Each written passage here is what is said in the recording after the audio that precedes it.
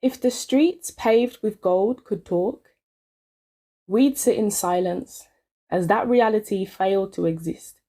Then the souls who buoyantly stepped into this falsehood would resist and miss twisted and consistent disappointment, fought with attempts to coexist with a land that would rather see them blacklisted and dissed. If the walls of the housing that showcased no blacks, no dogs, no Irish could see, they'd be amazed at how make your own was not a luxury but a lifestyle created off of forced independency. Given that rejection became expected with no alternative to work smarter, they'd see innovation meets intelligence when they made their own banks through Partner, made systems as part of a start to chartered business so we could depart farther from the system set to oppress that was so wrongly started. Come see excellence. Come see exceptionate benevolence. Come see the evidence of good community when the unity can be generous. Come see family. Come see the era of Black loyalty, when being of help and support was so joyously done and celebrated for all to see.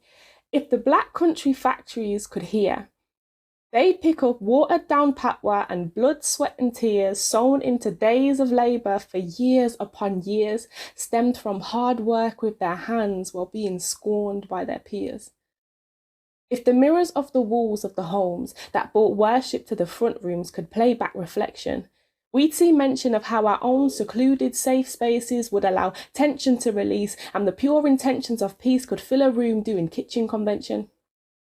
If my grandmother wrote a book, we'd be able to see and look at resilience, mistook for relent, because she still stood tall even after her entire being was so uncommonly shook. We'd read of the telegraph that came to say that where your children lay, back home in St. James, that the walls where they stayed had burned down into flames, told there were no remains and unsolved to this day.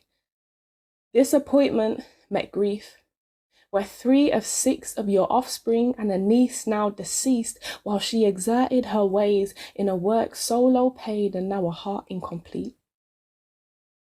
If the hearts of the second generation could be televised, we'd probably see a pride that could never hide the respect old and deeply prized, probably exercised with frustrations of poor compromise they've now learned to never authorize. Here they came with high hopes and passports so civilized, and they continue as great stature personified.